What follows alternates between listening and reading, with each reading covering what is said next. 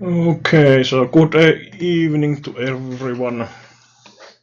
I'm Ghaleon from Poker Mania. I have couple games still going on from the session I have had, so let's play these through. And I don't have any added delay here, so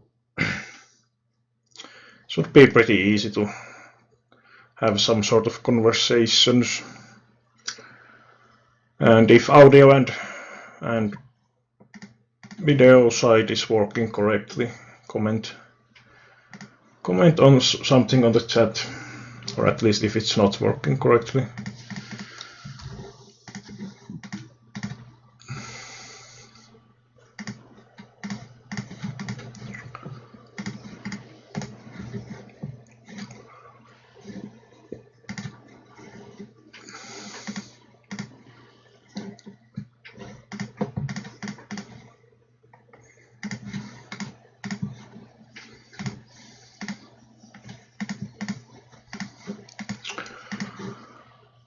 So idea of this evening coaching is to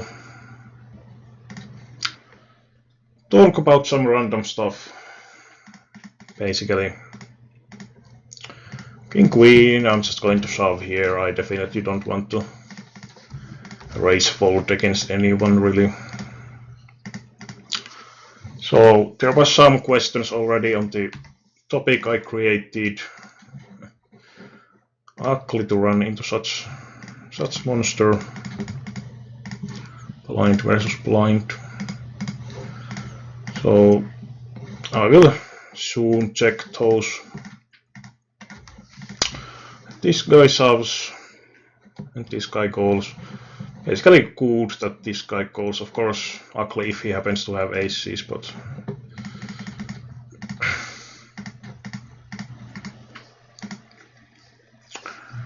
just decreases the chance basically still that I would be the one ending as bubble boy, even though his range is going to be strong here.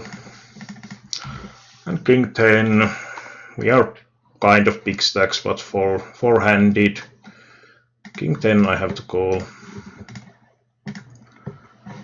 And he runs with the King Deuce. Nice river. So there is some questions to go through, and of course you can post new ones on the chat at any point. So, and it can be basically about anything. Can be poker related or something else.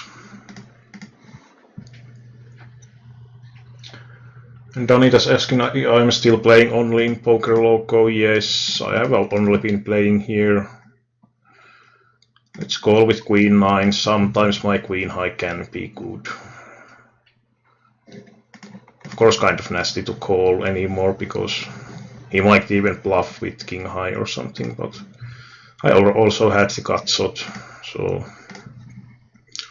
I think it's totally fine.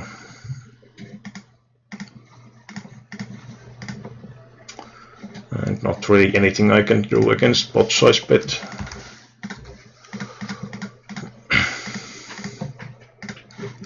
Need to grind that first deposit bonus open.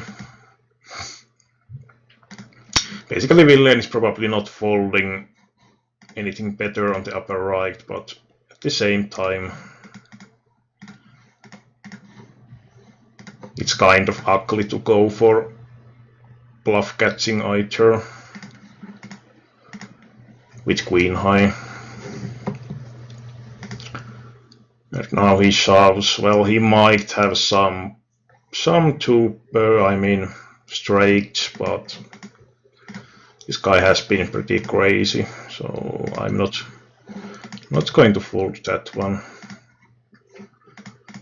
And pretty decent spot on the upper left to shove in my opinion, because he's the middle stack on the bubble and probably not having that trap heavy range.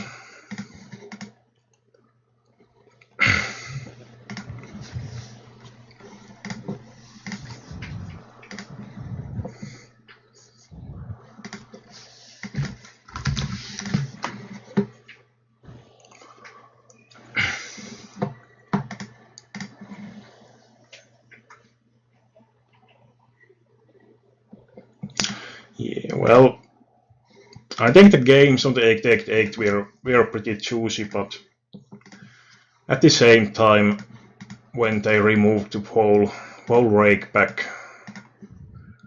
I think it was quite dirty move. And compared to here, that I can get 50% of rake back, and games are soft here as well, so I think overall it's pretty easy choice to go. I could try to limp with the queen jack, of course calling if the short stack shoves, but just not giving that great spot to re-steal.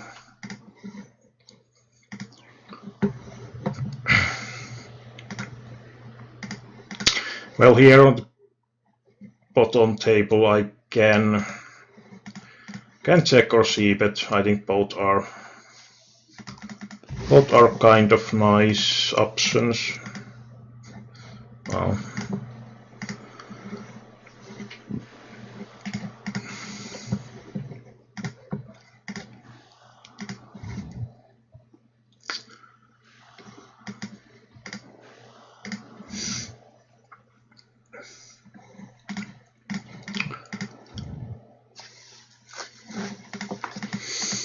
7-8 suited, not really going to be good enough for calling.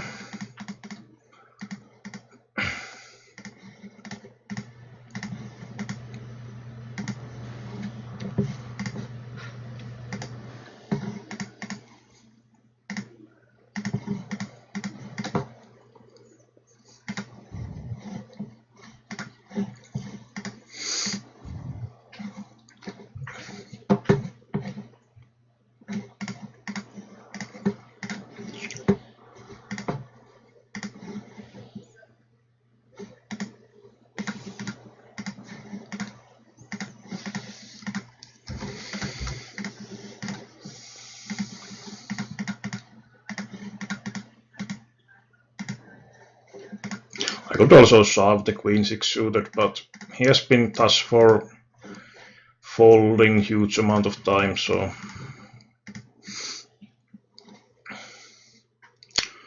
and decided to go for min raise, and this guy actually flats with that sort of stack, but when it's basically unknown, I think I just shove with pot size bet behind.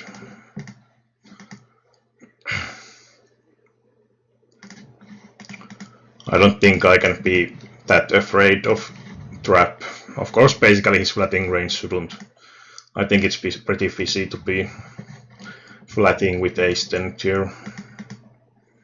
Because is he then planning to just fold if he doesn't hit, or what else? No idea, but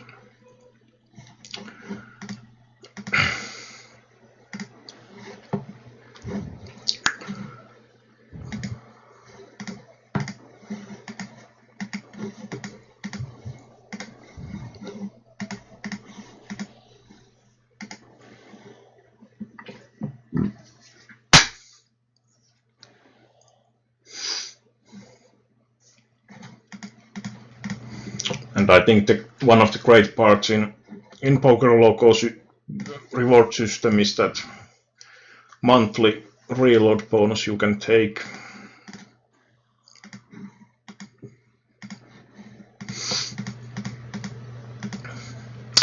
Could I get him to fold something? Probably not. I have some showdown value with queen high, so let's try to take that. These are always such funny moves. Just annoying that I didn't have 10-8. I would have probably crushed his range pretty much. So 10-7 with ante, I think it's okay.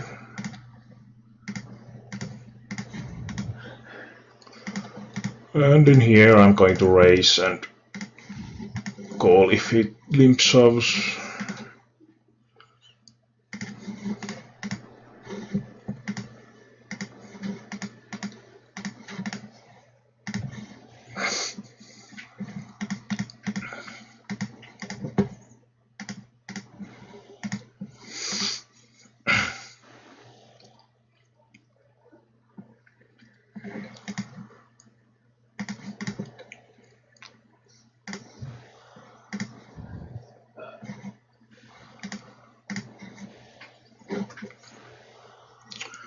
Nice river. And when this guy seems to be pretty much calling always if I'm in race, then there's really not that much point to raise all the hands. So I can pretty nicely just limp. Of course now he has been attacking my limps a couple of times, so might be that he's getting aggressive against those as well.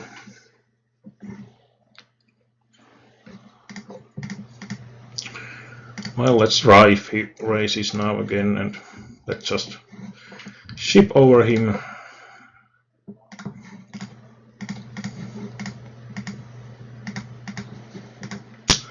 Now he check raises huge. He might have the king, but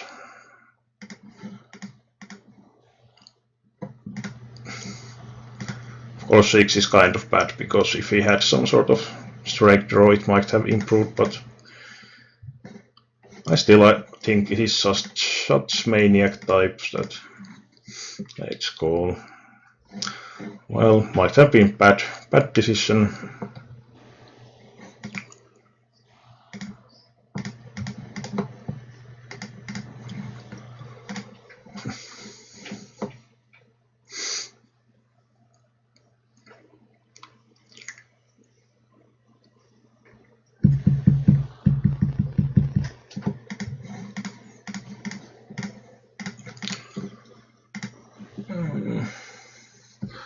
Okay, we are asking about tilting when things doesn't go that well.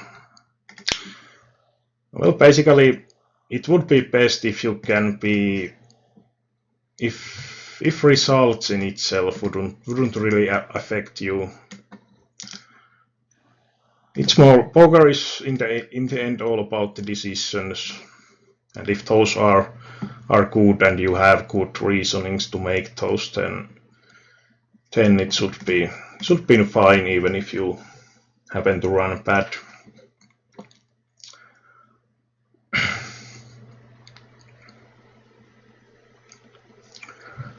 Pretty stupid sizing from bottom tier to open to 800, but it's really common on this site that people are using unoptimal sizings.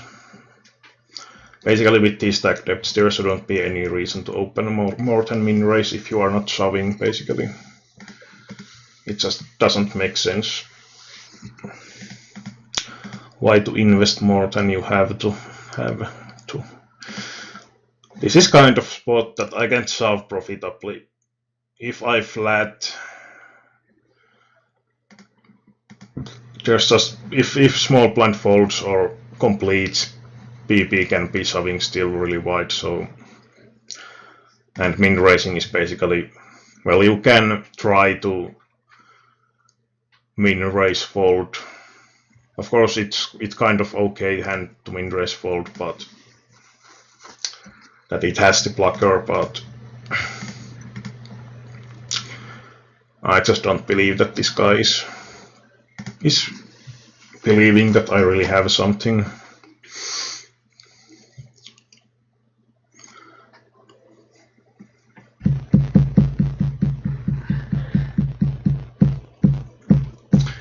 No, I don't. Donita's asking about, do I listen music? And no, I don't really listen music ever while playing. No, Jack is, well, it might sometimes improve some of his combinations, but I still do beat most of draw combos he might have, and 9x is actually pretty nice. Nice because it decreases 9x possibilities, but of course I have no reason to be betting myself here.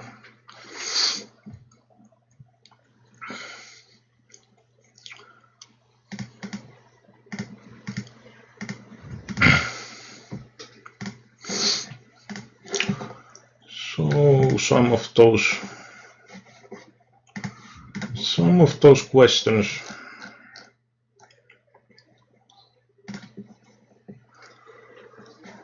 Basically, I'm just folding if he's betting. Of course, I can beat some bluffs, but usually, and I think this guy can have sometimes total air here, even if he doesn't see bet the flop, but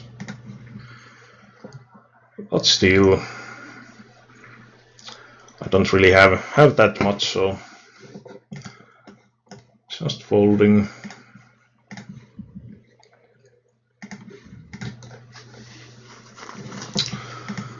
In here I can call. I have some showdown value with queen high.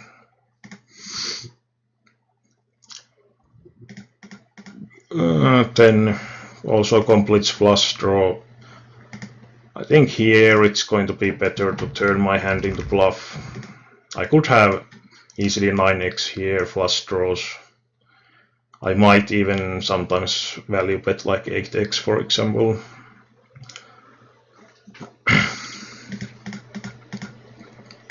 Sometimes.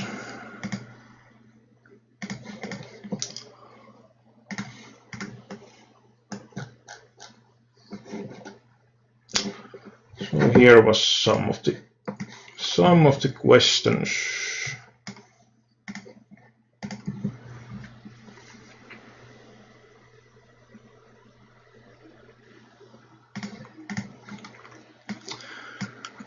I'm actually kind of weird. Let's min raise this time. I haven't been min raising, so maybe I get respect, maybe not.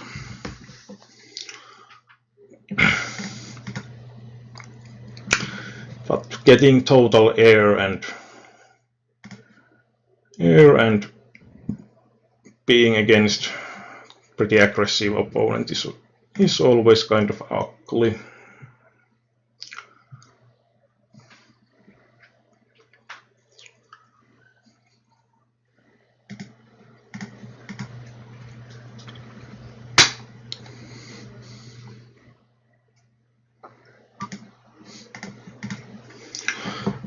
So now I would have nuts.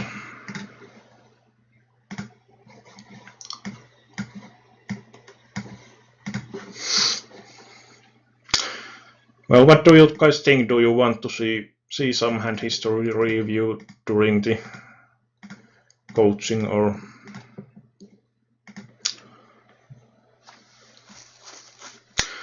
Well, but first thing, most for profit bet today.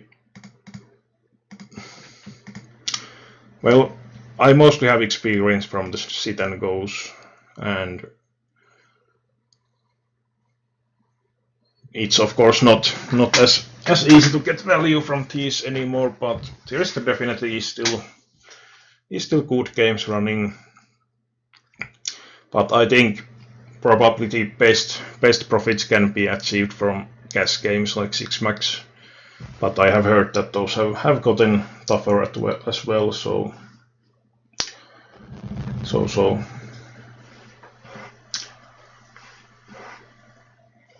kind of tricky question in my opinion, because also like getting to the best regs in like high stake cash games or mid stake cash games is going to be pretty rough road as well. So a lot of work anyway, whatever format you are playing. And I think best option usually to, if you think that what you want to play, is to try out different games and see what you personally like most, because you can't really choose game format just from like what is the most profitable, or in what format I could get best profits in a couple of years or something. Because one of the most, I think, like that reason alone is not going to keep you motivated to study the game and improve yourself. And what did I do to improve myself? Well, personally, I haven't gotten any coaching myself, but I have talked with a couple other players about different stuff. I have done a lot of hand analyzing in Poker Armenia and also in the older forum, in other forums, poker forums. I could actually get some drink before continuing.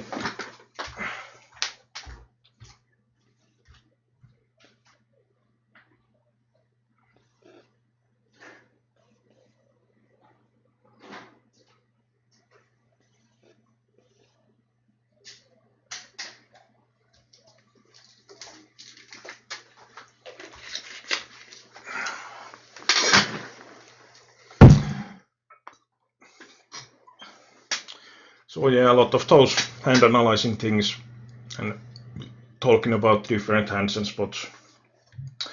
And of course, session analyzing, especially some time ago.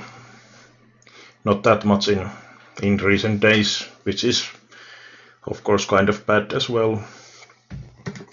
Because it would always be good to have, let's say, session analysis at least every twice session or so, I would say.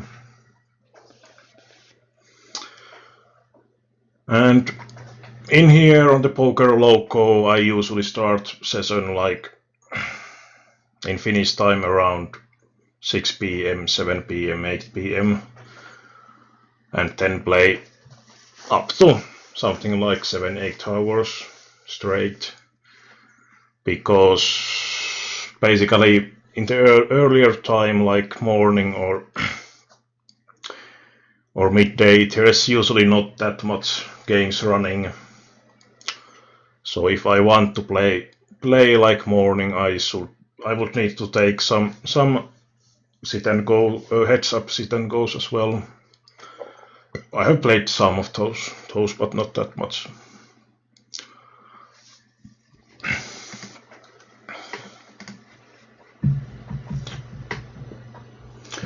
And with what game I started playing poker? Well, I think it was in 2007. I actually think that first game I tried was fixed limit cash game. I don't remember what the blinds were or how big the game was, but I tried that and no limit cash games, some MTTs, and so on.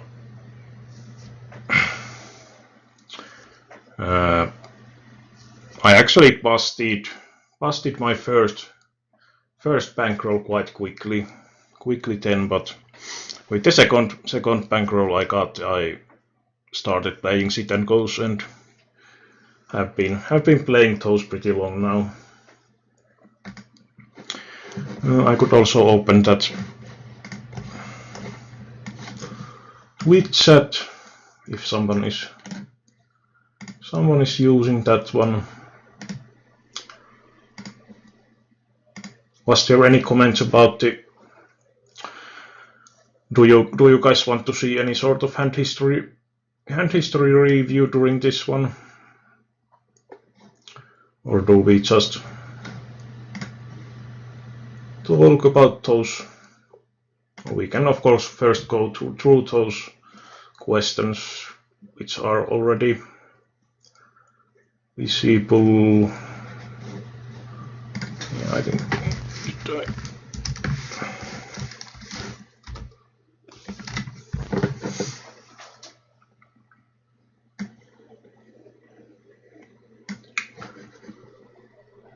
Okay, so now I have the Twitch chat here as well.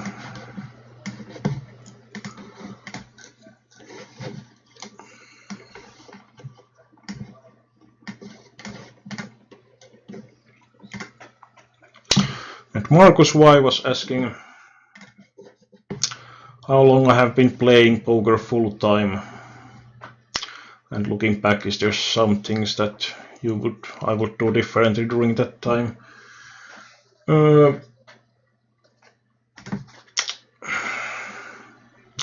I think I basically started to play full time in 2012.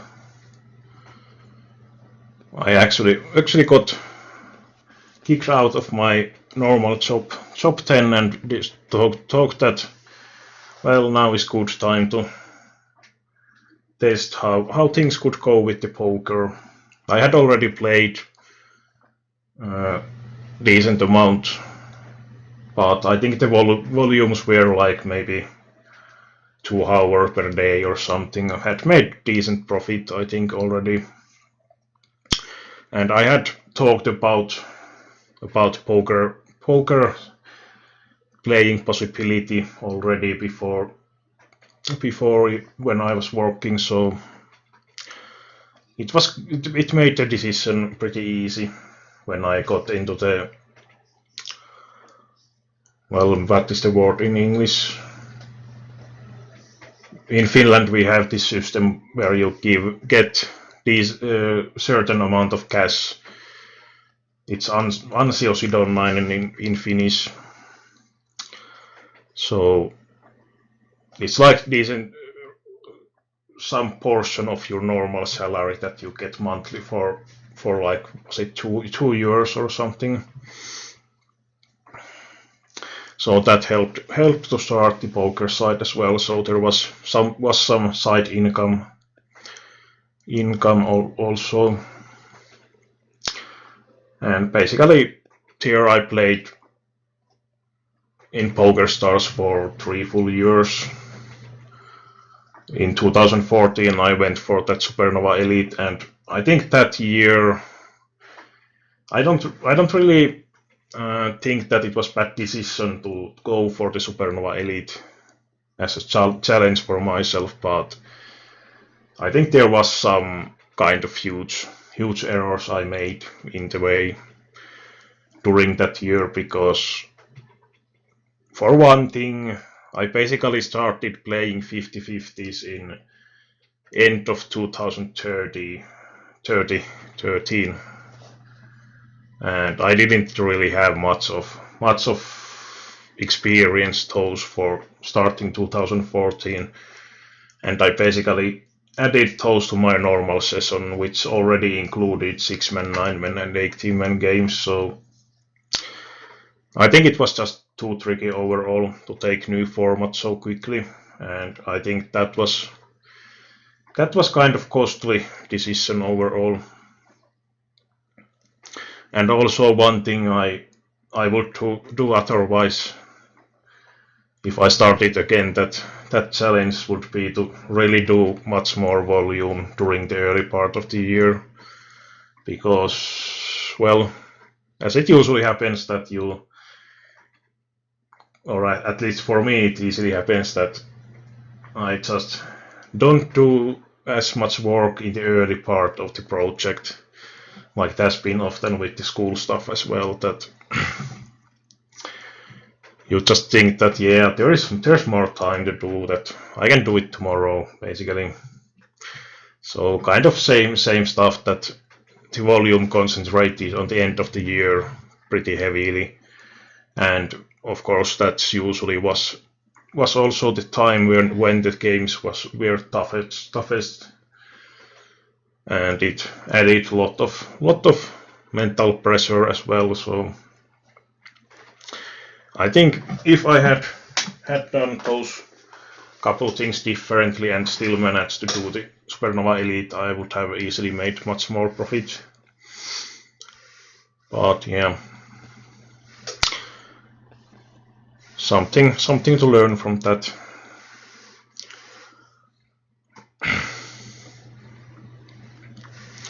And what are the best and worst things in being poker pro?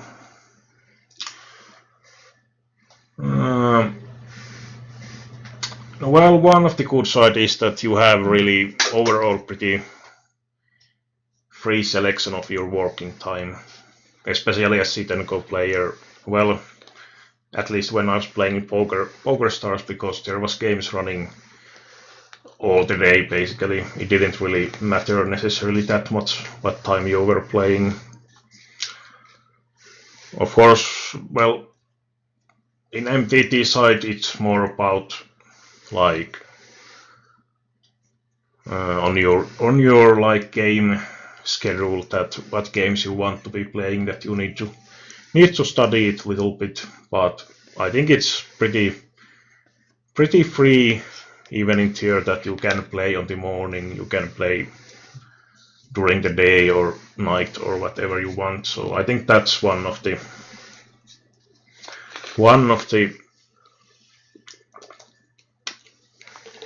really good sides. Kind of worst thing in a way is that of course there is the area of variance. You don't have like guaranteed steady income which you have in normal job usually. So that's kind of the downside. You can have months that you are on the minus, not making any money, but that's of course why we have the bankroll. But aside those things, one bad thing can also be that it can be sometimes kind of difficult to motivate yourself to do the work. So it's easy to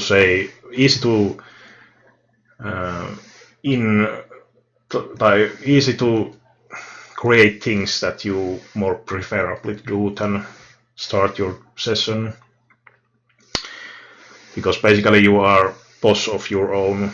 You don't have anyone usually saying that go to work, lazy bum, or so to say. And I think also, like in 2014 when I went for Supernova Elite, it created quite a lot of pressure, and I think there might have been some sort of burnout from it as well, because like in total like 2015 I didn't really have much of motivation for poker, and it was quite hard to start playing again overall. That might have been also different if I had done the 2014 little bit in more intelligent way. Well, it checked me asking about the Supernova Elite, would I do it again?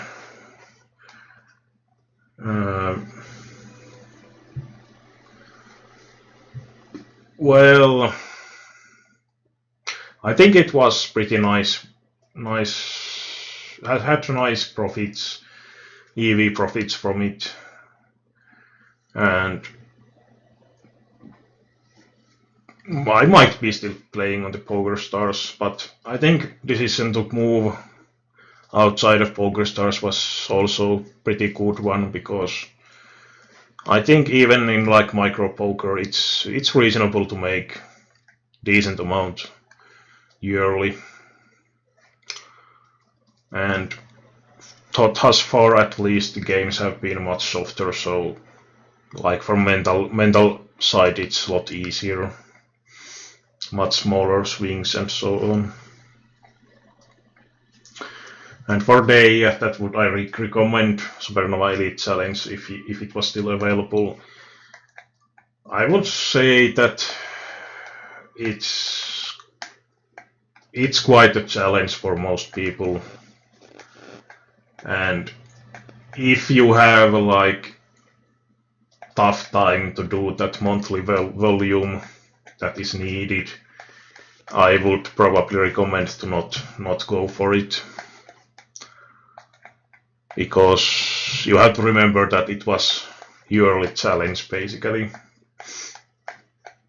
And yeah, I have the Minecraft, I think, on my computer, but I haven't been playing that one myself, or I have not tried it once, I think, but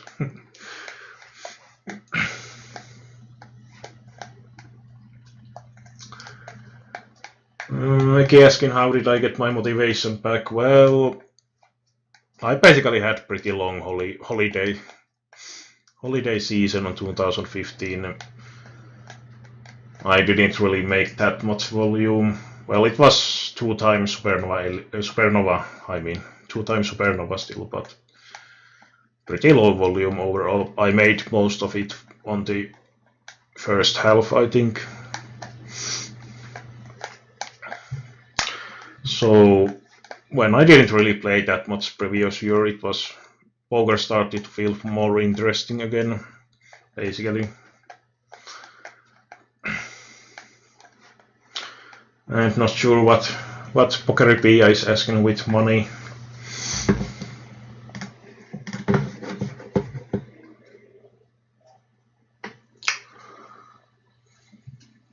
And in Twitch is who do I respect most in poker industry?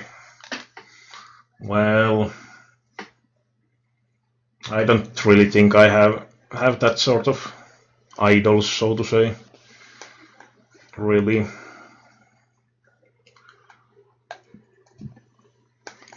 But I think like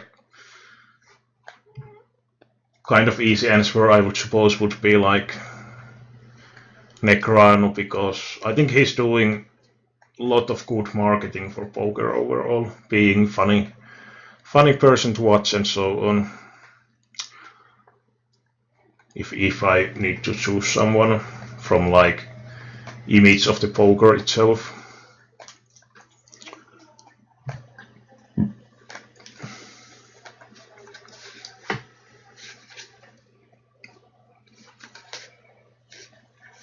But I haven't really been following that much like live poker or that much like online poker, what is happening on the MTTs and so on. So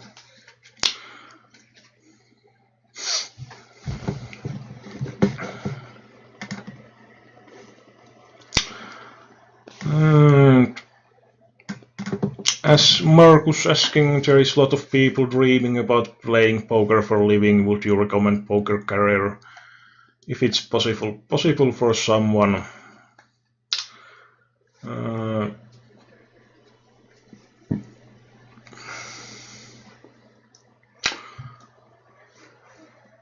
Well, I don't think it should be that if someone is dreaming about poker for a living, overall poker is still tough work overall, so it's not going to be easy money that is just flying in your windows all the time. There is a lot of mental pressure overall, and it's not going to be also basically poker player needs also quite much psychical activity. So if you are sitting on your beside your computer like 8 hours per day all the time, it's going to take the toll pretty easily. So it's good to have those total poker free days as well, and just concentrate on totally other stuff. And yeah, for Danita, I think it was pretty nice decision from those who quit being pro on the pro team because of those stars VIP changes. And I think like the biggest problem in stars changes were the way they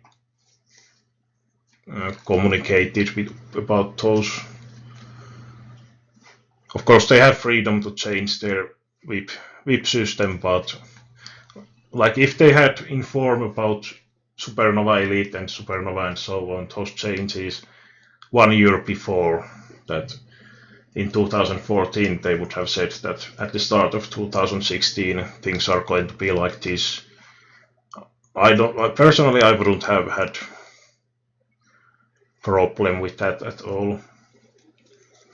But the way they actually did it was obviously pretty sleazy. And as I said earlier, that I don't really have like favorite band. Might be weird, but I usually listen mostly music like when driving a car or so on. So I pretty rarely like go to computer and open some YouTube or use some Spotify or anything like that. But I think like overall, if thinking about different music genres, it would be like some rock music mostly that I prefer most. Not like those really heavy stuff, but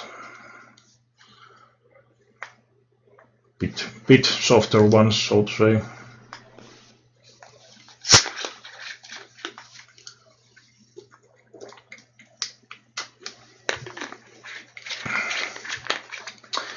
Well, I would say that I'm going to be for poker PM.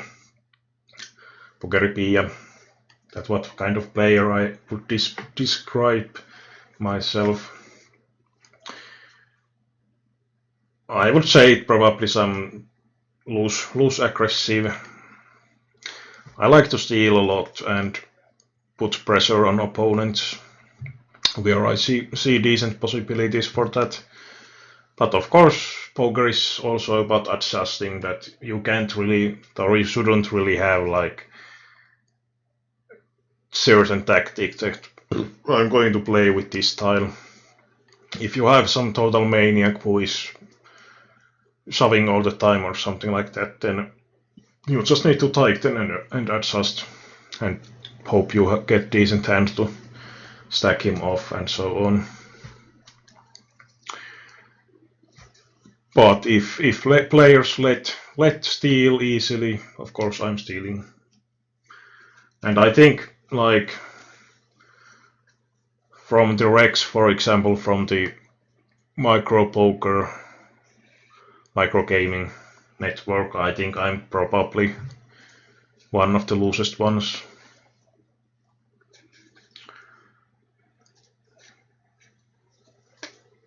And of course, usually those who are playing loose aggressive are the most trickiest players to play against. Because they often don't let you have so many easy decisions.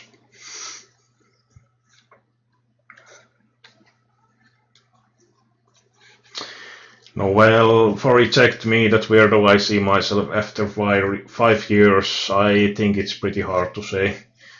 Things are changing pretty quickly. But at least this year I'm probably going to play quite a lot in micro poker and see how the games develop and so on. And might have been playing some MTTs as well, but not that much. And now that I started the opening the first deposit bonus, I have concentrated on the SNGs purely. But after I complete that one, I might also play some of the MTTs again.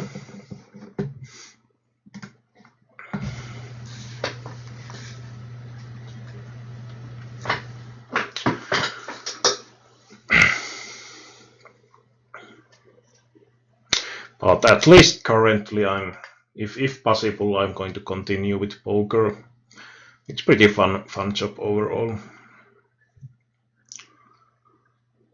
Can I create some fun sit and go format for the Poker Mania meeting? Well, what is the definition of fun? We could, of course, we have quite a lot of Omaha players as well, so it might be okay to do some sort of dealer choice game where we have like Hold'em and Omaha and so on, maybe some other ones as well. So of course, if people have drink bit too heavily, it might become pretty complex to play those multiple cards games. But I think that one might be one good decision. Would be interesting for Omaha players as well.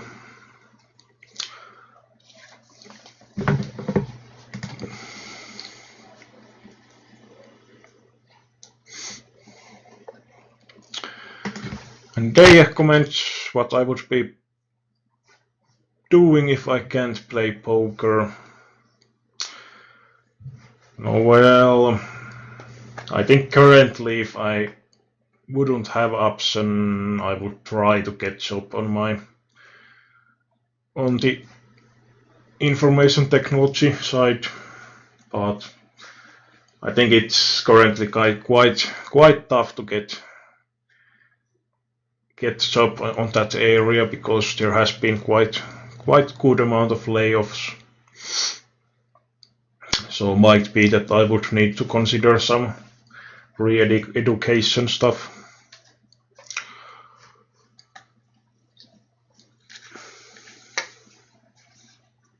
Yeah, we can use 3 cards as well with like crazy pineapple or pineapple games.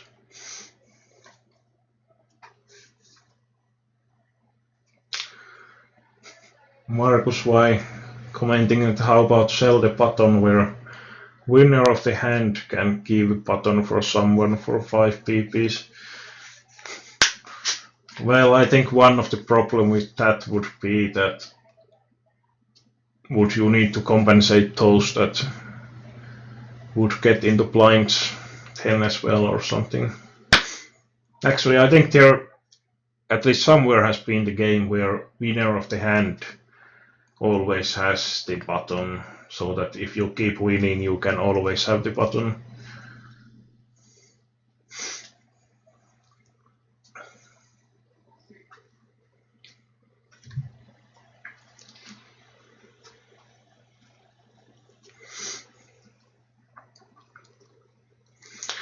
Yeah, I think there is going to be alcohol used quite a bit. Though personally I'm not probably using that much because I'm kind of almost absolutistic when coming to alcohol use. But almost means that I do still drink a little bit.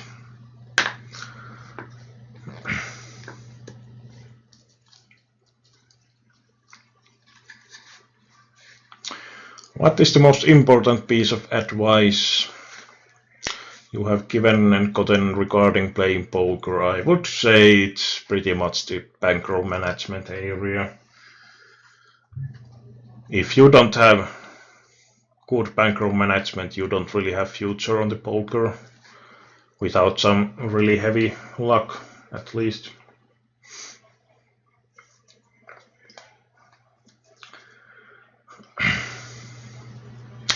Yeah, I mean, think Danita's comment was for the game where winner always has the button. It might be kind of annoying when if you have someone really good on your right who might be able to use his position really nicely.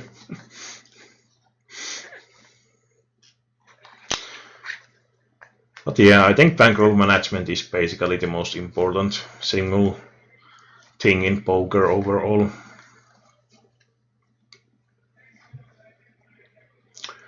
And if somebody gave me 2,000 euros I had to use in next 2 hours, what would I do or buy?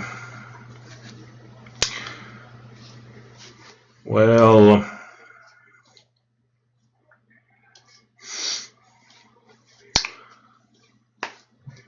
I might take some of my friends into some restaurant, for example, or actually I might also buy new, what is this in English? Kiuas in Finnish, because we need new one for our sauna. The thing that heats the sauna and where you throw the water. I don't know what it's in English, but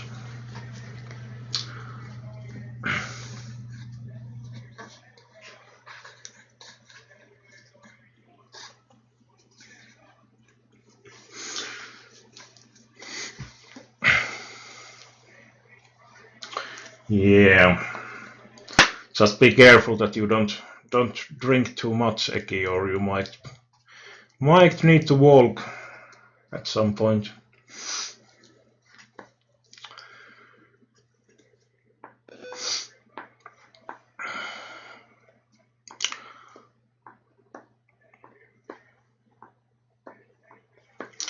But yeah, most of the money will probably go into doing some restaurant stuff with friends or something like that.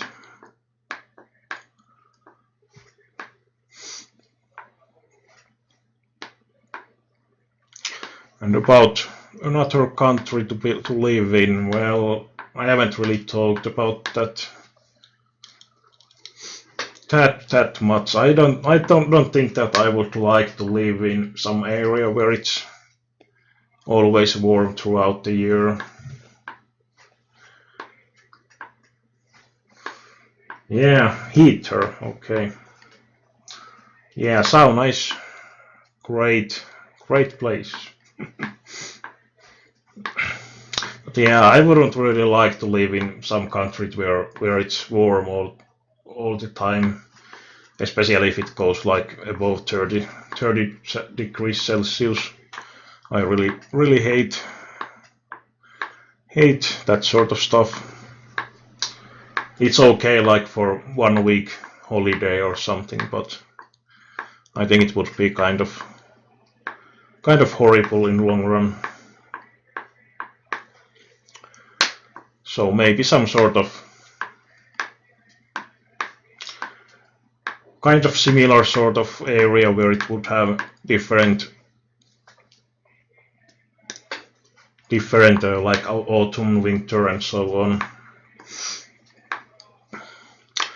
Bit different sort of weathers and maybe some interesting different sort of culture and so on. Something to check out. Any recommendations?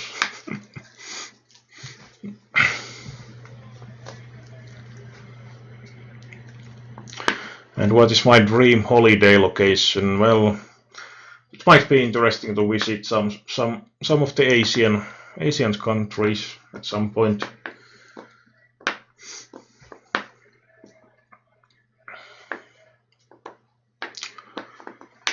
There might be a lot of stuff to check out. And if I had to choose one food dinner to eat for next 30 days and nothing else, what would you pick? Well, if I had to eat the same food, it would have to be something quite liked, so to say. So definitely not some sort of pizza for every day. Probably some sort of, like there is one Thai restaurant where they have those really tasty food where I think it has like rice, different vegetables,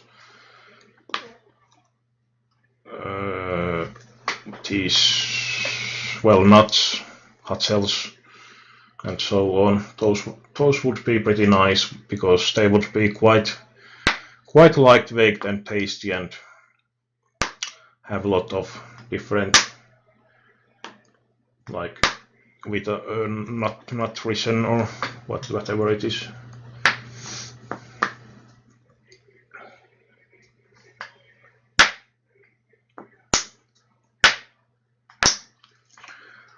So Eject Me is recommending Greece. No idea what sort of country it is overall.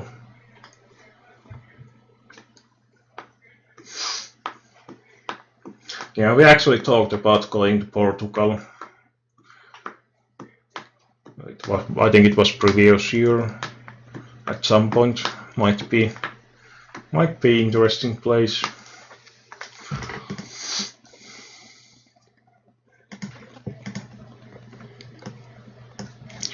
And I think those were all the questions and comments here.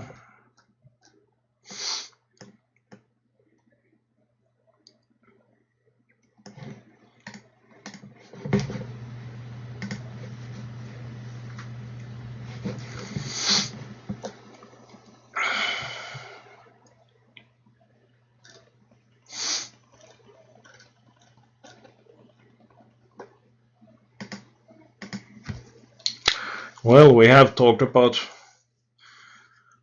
quite a few different things.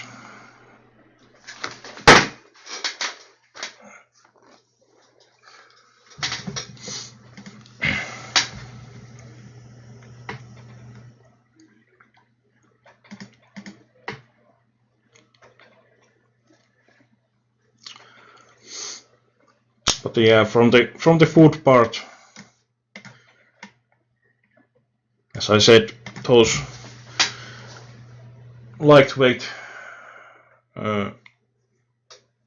lightweight dishes that have like quite a lot of vegetables and such should be the ones I would be good idea to consume more in my normal life as well. But I'm not really that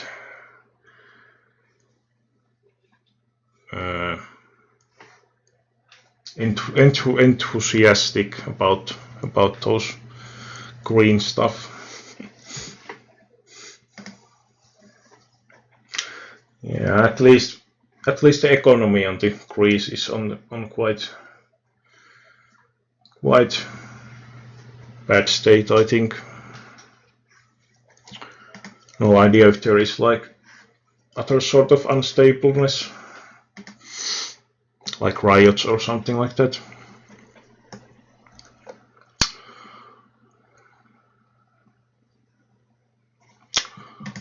Do you have any other questions at this point, or?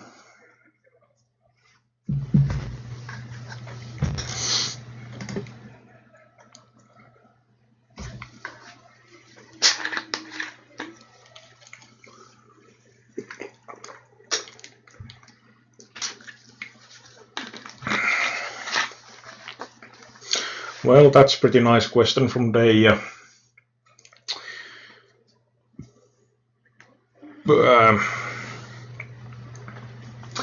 Well, I don't see myself moving completely into cash games, but it might be a decent option. Like, well, I don't know what sort of games are running into micro game, for example, on the cash game side. But I think it would be kind of interesting. For example, it might be good to have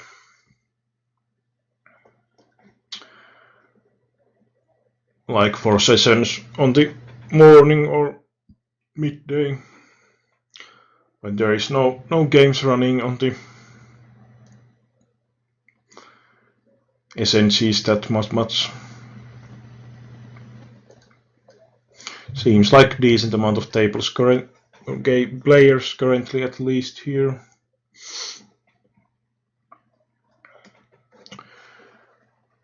Yeah, I haven't tried actually cash games in quite long time, so it might be interesting kind of challenge as well. And I think there is a lot of value in cash games as well, but it would of course require some studying.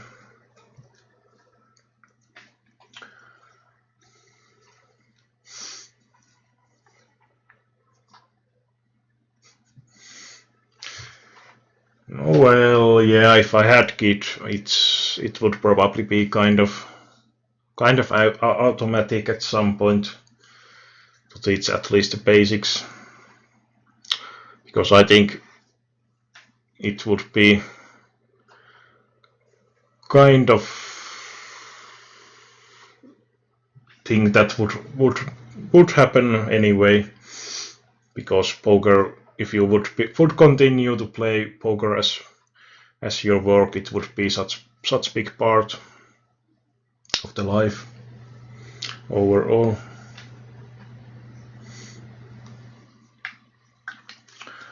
And Eki asking if I could change one thing of myself, what it would be. Well,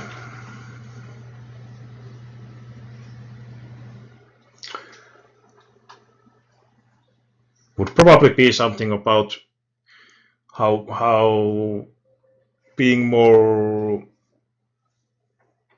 more social, so to say.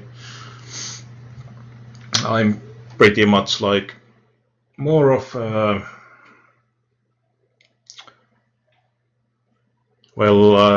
what is the word in English? Erakko in Finnish. So I like to be quite much alone actually.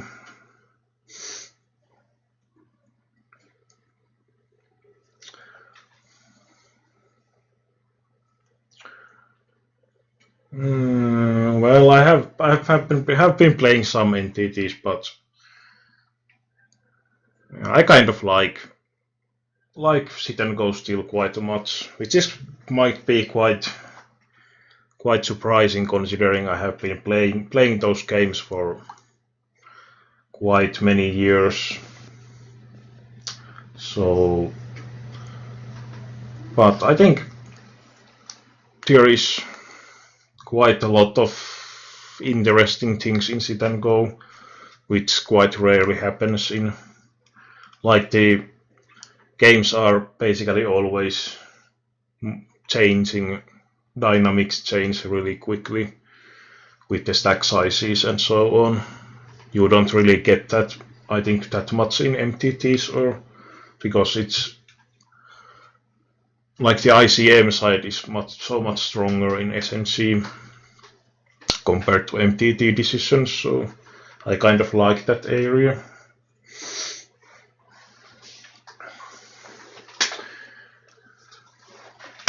PS asking, do he ever learn? Well, of course you will. At least something.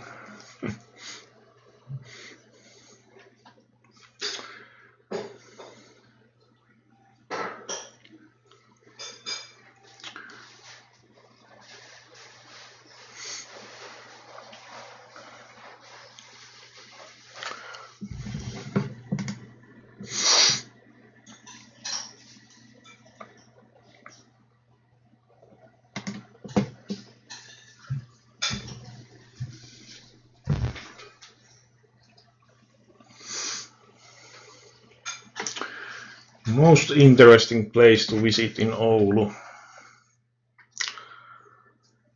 Well,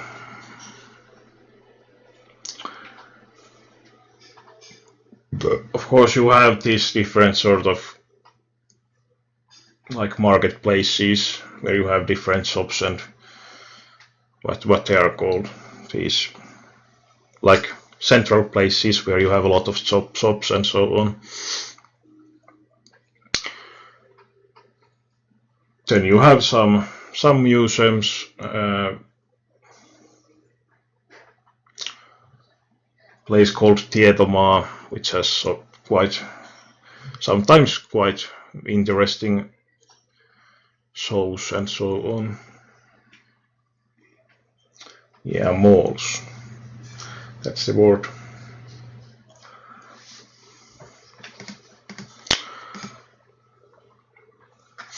And of course some nature. It's pretty easy to go into different places. Like you don't need to go far to get into nature here.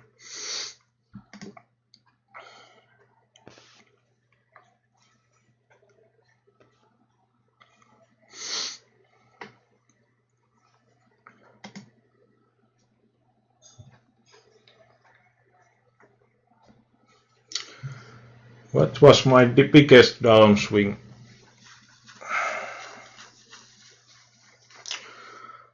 Well, it's most likely, or it's going to be in 2014.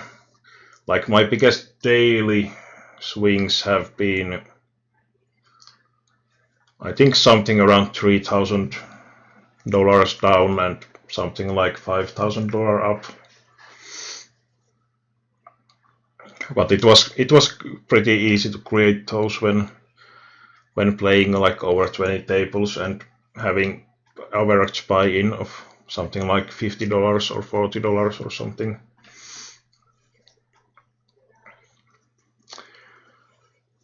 But yeah, in buy-ins it's probably something like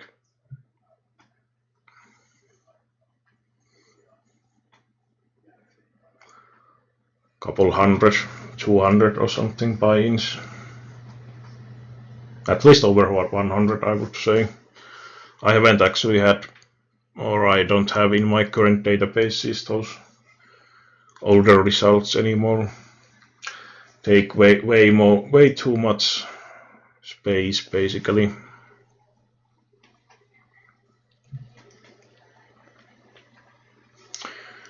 But I think I don't remember exactly like in 2014 how many buy-ins it was, but I finished it bit over $30,000 below EV. So in average buy-ins, I think it was something like 1,000 buy-ins or bit less below EV run. So it was kind of ugly.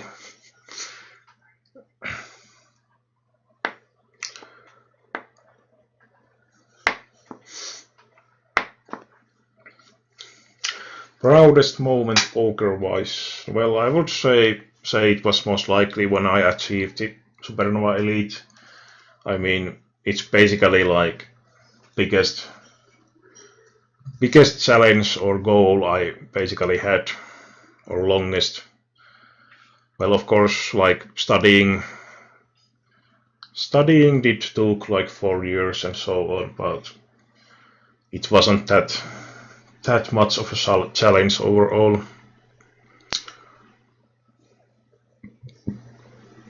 In completing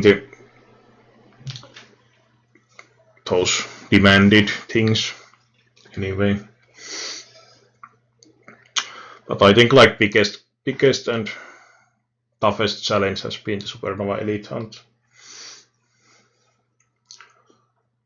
Even though the year didn't go as well as I had planned, but overall still decent results, and it was really overall great feeling when I actually finished the job. That it was like,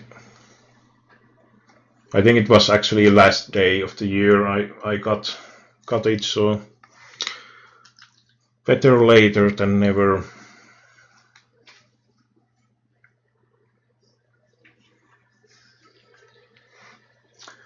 Well, it checked me commenting about players streaming without HUD. I think quite many actually might have the HUD, but it's just that the tool used for streaming doesn't necessarily record those HUD boxes at all. But yeah, probably some people are playing without HUD as well, but if the site offers the possibility for HUD, I don't really see that much point in not using it, because I think with a little bit of study it will be giving more value than not having it. So even if it might feel awkward at beginning, it will usually help your game. And I think like using HUD is totally fine from like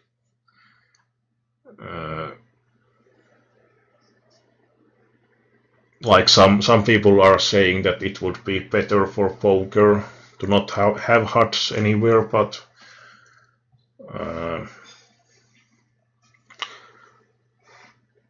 well, one of the problems with not having HUDs at all, or tracker tools or anything like that, would be that like it would be a lot tougher to play more tables, so you would be forced to, at least for me it would be pretty tough to play like 10 tables or above without HUD, because it's going to be really tough to follow what is going on, what sort of players you have on the table.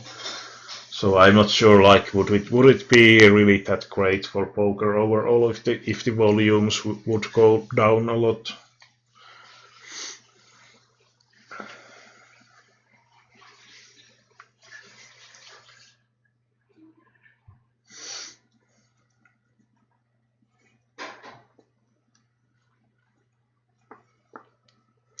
And also, like if some site is blocking that it doesn't save hand histories anywhere, it's going to be really tricky to improve yourself, because you can't really track the hands you have played. So it's more like what hands you happen to remember and how well you happen to remember those if you want to analyze them later.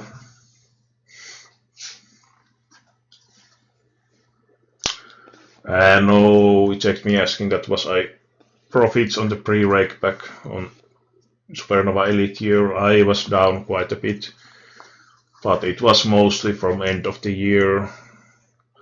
I think around half point of year I had done like maybe 30% of the volume, and I think at that point I were around break even, maybe a little bit up.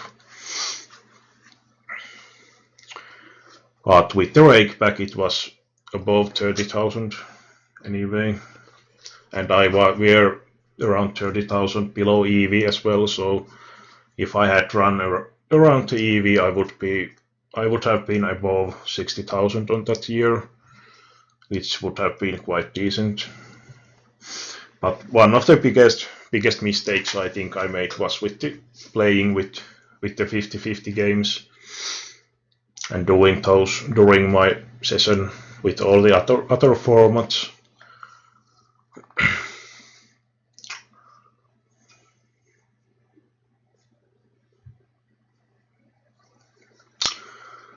So,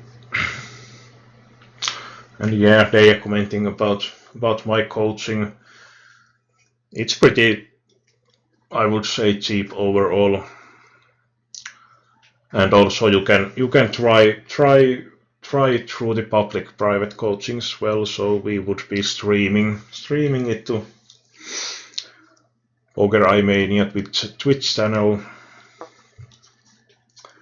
I think it was $60 or $50 per.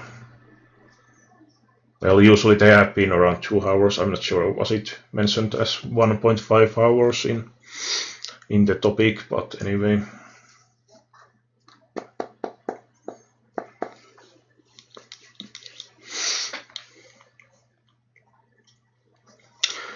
Is anyone coming from outside of Finland into our forum meeting?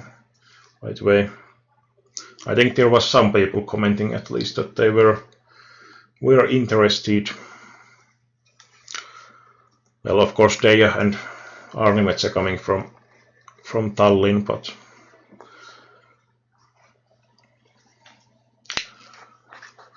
I think there was some people interested in Middle Europe as well. Of course, it can be kind of expensive to fly here or use some other way of transportation.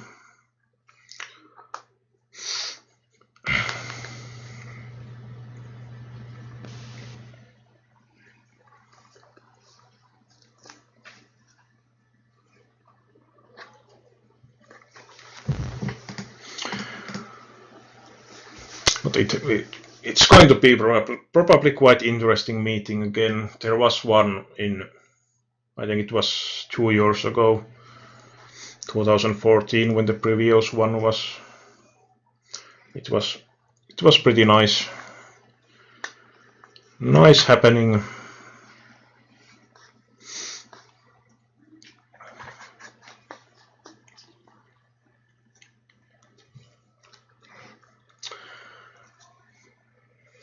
I could also ask from my.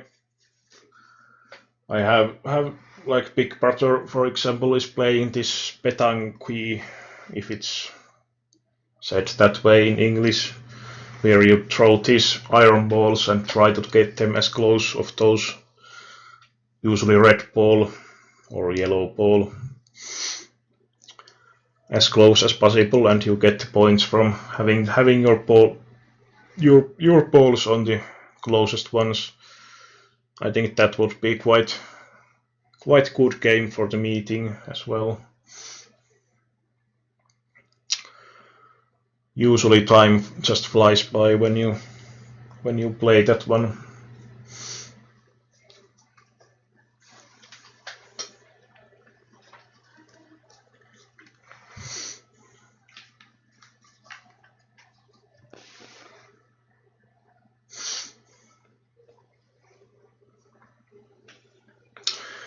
Well, it might be that he's not that active on the forums, and he might also have some of other things to do. I haven't actually asked. I have mentioned about the meeting a couple of times, but haven't asked about if he was coming. But I think he would have said to be interested anyway.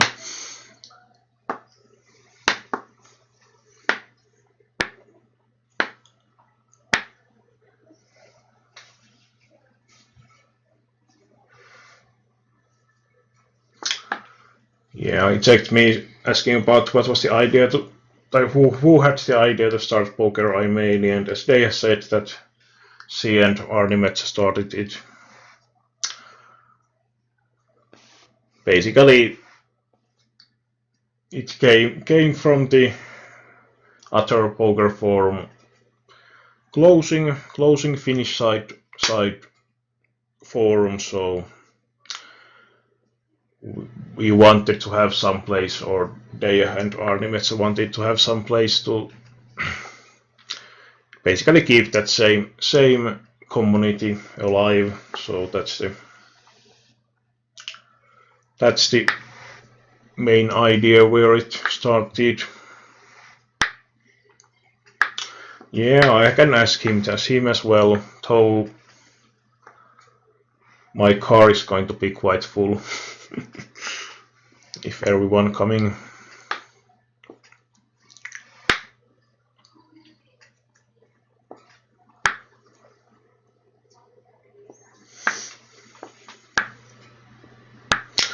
Yeah, I would say it's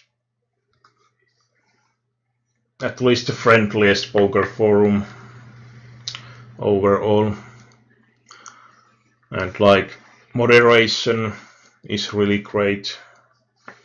Of course, there hasn't been that much need for moderation at all, I think. At least that's my picture. But it's nice to have a place where you can ask about different things and not getting like 10 different trolls on the topic commenting about some random stuff.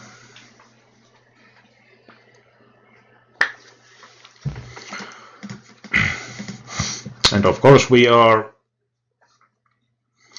well, I'm not sure if there are other like poker communities who are making steady streams and so on.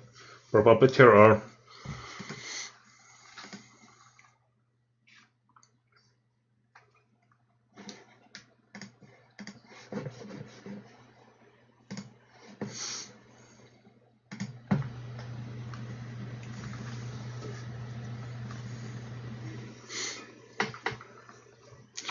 Yeah, that might be the reason.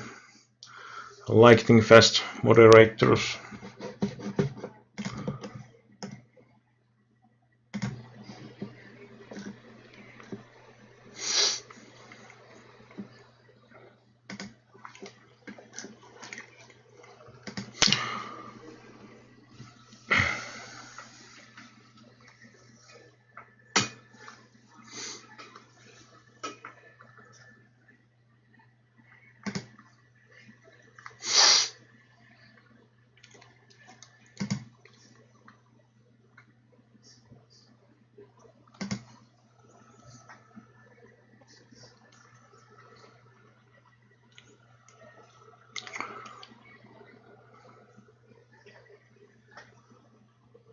But yeah, I think we are running kind of out of topics to talk about, so maybe it's time to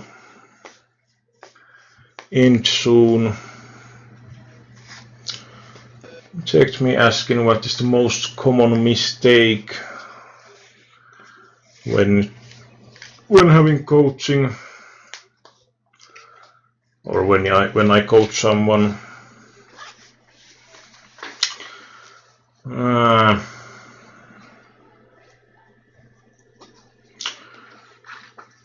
Well, I think in coachings I have had, it's pretty often that, well, it depends, like, do the player have experience, but basically the first point I start with is going to be about the ICM side, because that's the basic pillar of the SNC games or MTT SNCs or basically tournaments as well. You have to have that on pretty strong ground, what to shove and call and so on.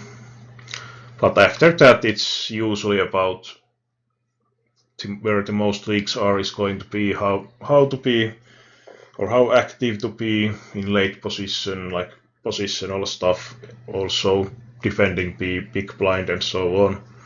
And I'm not saying that I would be like necessarily the best player in defending my big blind and so on, like compared to some cash game players and such. But I think in sit and goes I have some edge on most players.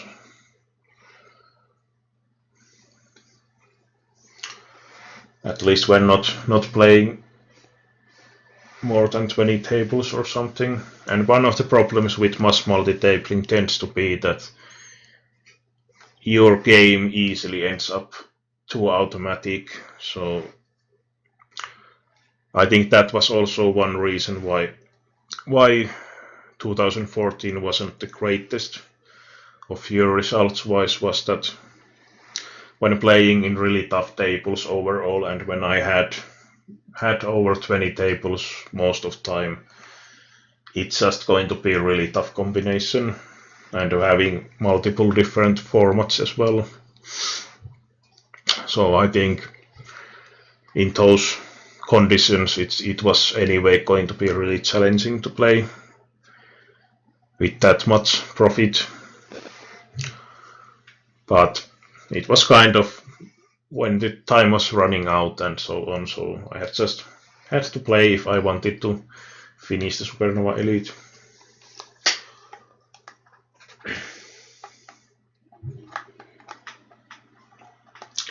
Funniest moment in poker, Eki asking. Well, in online poker, I would say it's often going to be when you make some sort of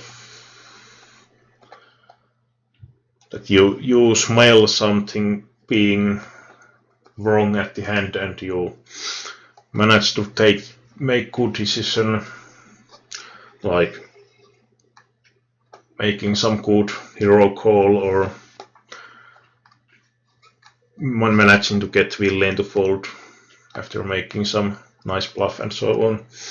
Of course, one funny moments are often also those when you see some totally absurdly played hand from villains.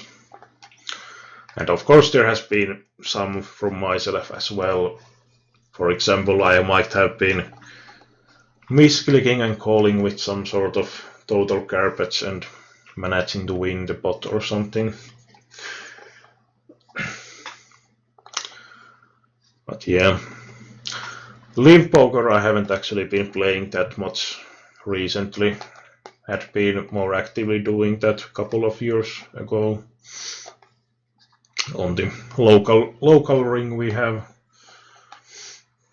And it has also grown quite much, the local ring, recently, so it might be interesting to visit it again during the summertime, for example.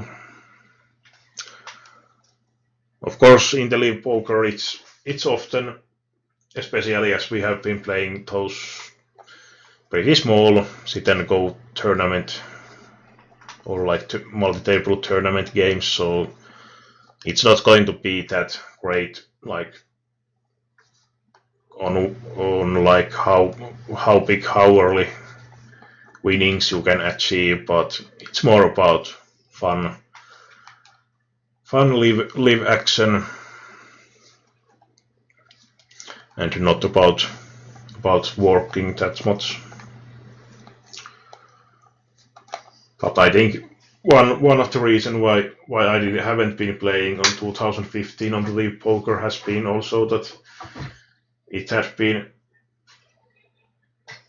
such big part of what I did on 2014 that the Live Poker area got, or the poker overall got into bit disgusting, so to say, and didn't have motivation for it.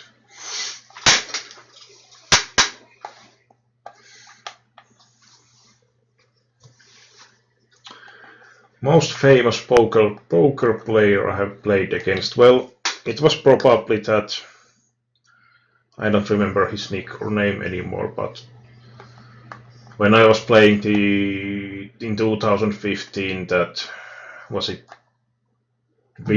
double V coup, or when I used those Supernova Elite tournament tickets. I think it was something like $1,000 tournament or something. There was it some PokerStars Pro who was streaming as well.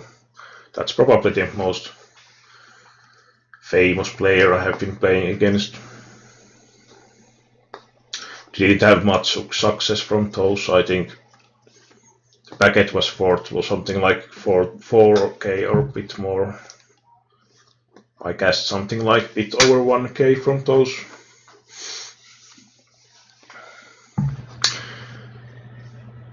Had one game here was more than 3,000 players. I was something like 114 or something like that. So that was relatively close to bigger monies.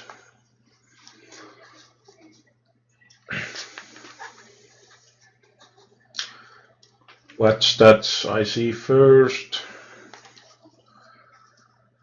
Well, as I said, it's quite often about stealing from, especially from players who haven't been playing that much. And if that area is in good condition, then it's usually about 3-betting and how much to defend from the blinds, basically. And of course, for sit and go game players, especially post flop is usually not the strongest area. So there is usually good amount of stuff to go through. And again, I'm not saying I would be the greatest player on the post flop, because on sit and go games it's not the area where you are most of the time going to have situations.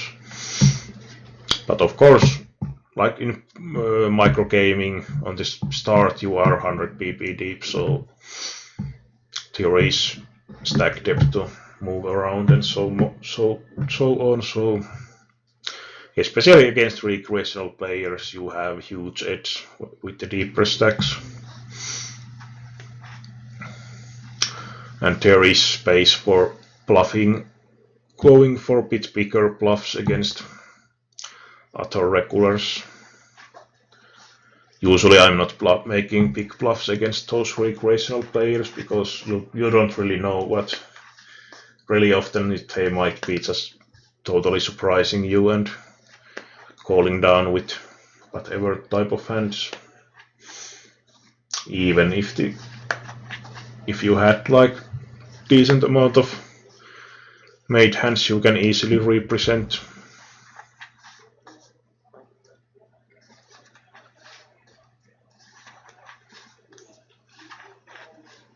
Yeah, might have been that poker staples.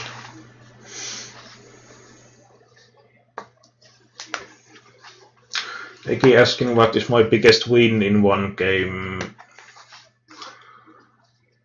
I think it has probably been from $100 18-mans, which is around, I think, 700 something dollars. In 206-man games, I think, what is the price? It's probably around same, 1200 in the pot and 65% from that. Yeah, it goes somewhere around 700. So those are the biggest winnings, single winnings.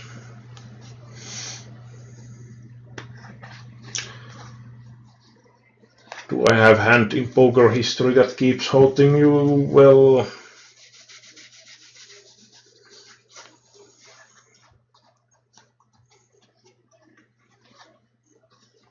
not really that much. Probably those ticket packet games which I played, which was easily the biggest games I have been playing anyway.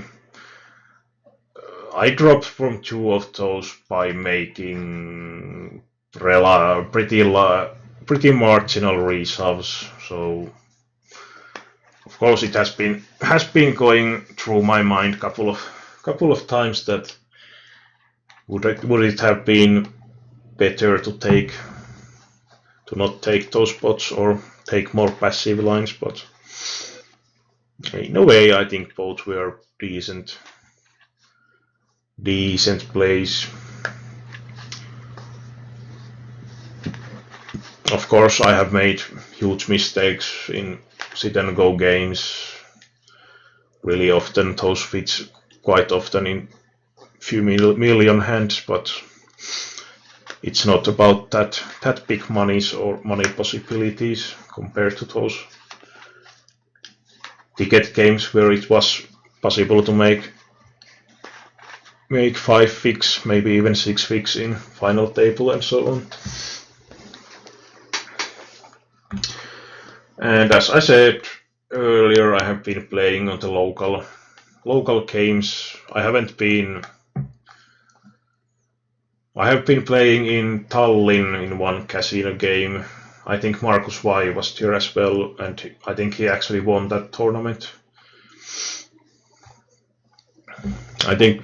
I'm not sure. I think it was some sort of. Was it some sort of ticket from? Well, I don't remember. Did I buy? I think I actually buy in myself at least. I think my big brother had some sort of ticket from some bar games or something into tier. But haven't been playing in casino in Helsinki, for example. I have visited here, but didn't play them. But most of live games have been from local, not official games, so to say.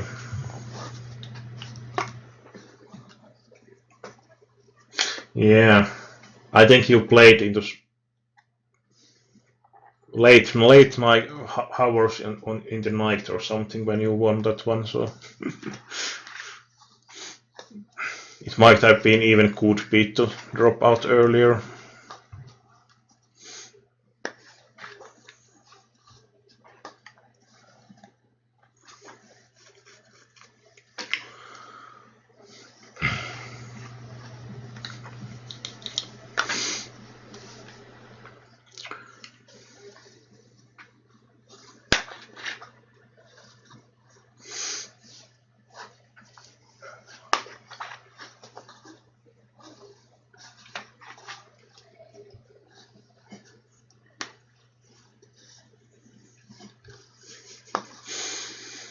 Yeah, and it wasn't really that big game. Like, I think, was it €100 or something buy-in game, so definitely no need to run for 14 hours.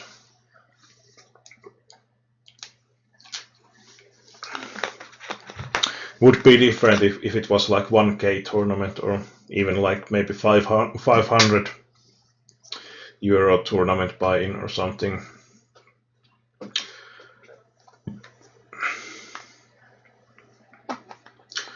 But yeah, €100 is is really small for live games.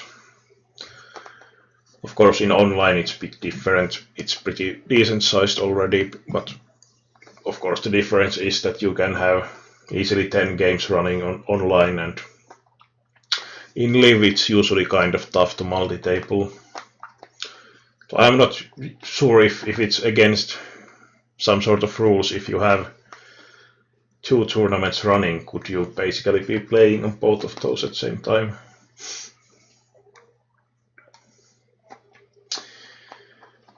Well, I think those live games, of course, like it would be okay to travel different places, visit those, see different stuff in there. But I think it's kind of tough to say that it would be like good EV decision from like playing poker part, because you always have those big expenses from traveling and having hotel and so on. So I kind of doubt if it's. Of course, there is like if you go to some sort of bigger tournament, you want to probably play quite a few of smaller events or some sort of cash games or something like that.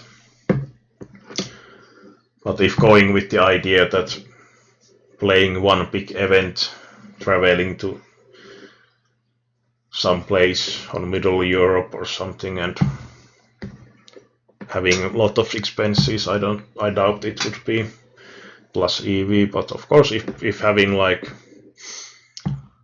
maybe 1 week or a couple of week total poker trip, it might be a different case. Of course, the games are probably softer most of the time in those live events, so even if you can't get that much volume in, it might be high EV in a way, but the variance is probably pretty huge.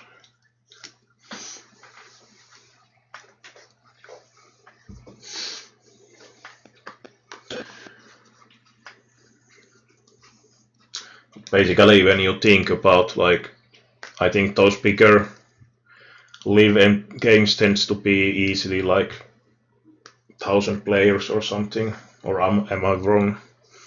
If you go to some EPT or something, I think those are pretty big field games, so the variance is going to be huge and the volume is going to be really low. So, but probably those smaller events are not that huge field.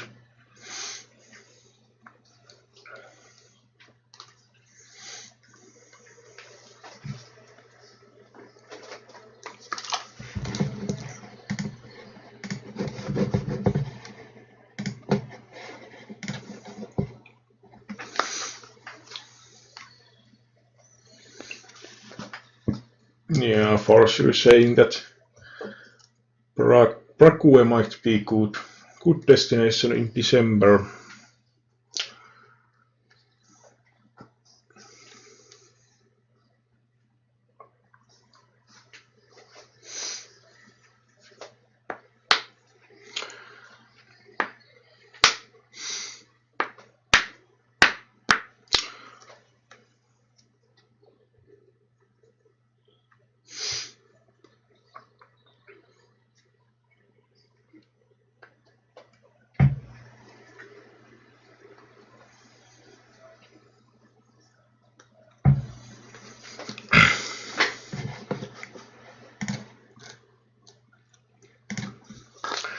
But yeah,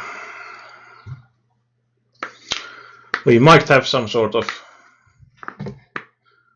I think dealer choice game might be quite interesting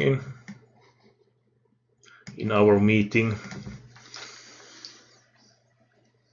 I think Omaha players will be really happy to always choose the Omaha when they are on the bottom.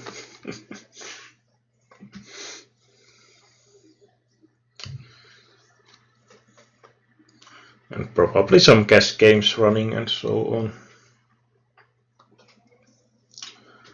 Who is the best player in poker, I mean? Well, I think it's quite tough to say, like, players playing different formats and so on, but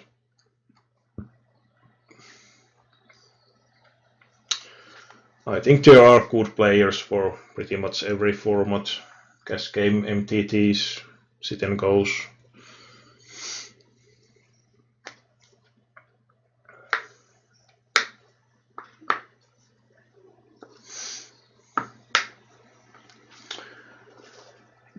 Of course, one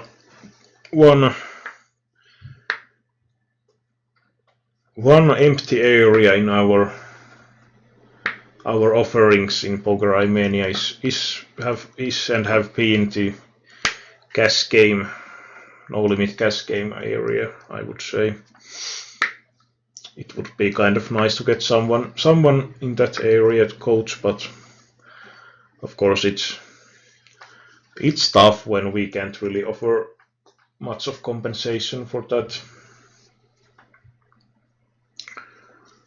Of course, Kuiperi doing Omaha coachings, but in No Limit we don't really, on the Hold'em area, we don't really have anyone.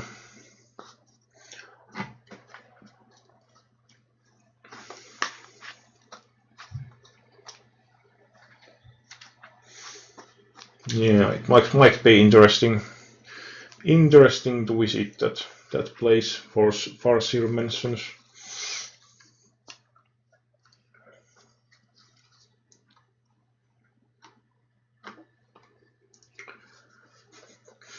Marcus, why still having problems with NetBet?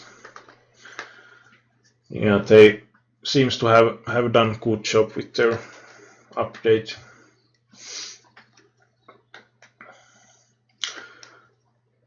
It feels kind of weird in those updates often that there is going to be such huge problems often when you think that they should be doing some sort of testing before releasing those, but at least from reading comments it sometimes seems that they are just not testing at all. Of course it's quick way to test with the user base, but might not be the best way to keep customers happy.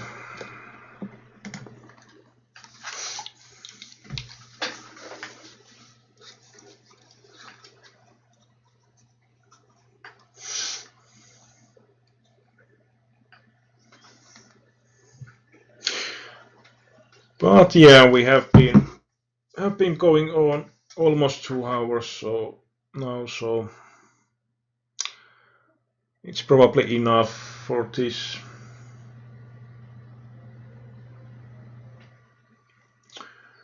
And I might actually cancel my coaching next week, maybe.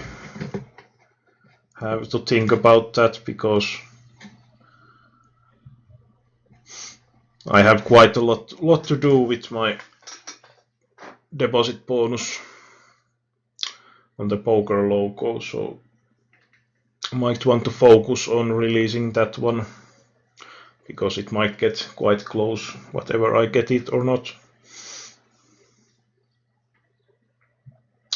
But have to think about it during this week. So yeah, thanks for active chat and commenting and all the questions. It was nice to talk about some random stuff from the usual coaching routine, and hopefully it was nice to follow as well. So yeah, good evening for everyone, whatever you are doing, and thanks for this. Bye for now.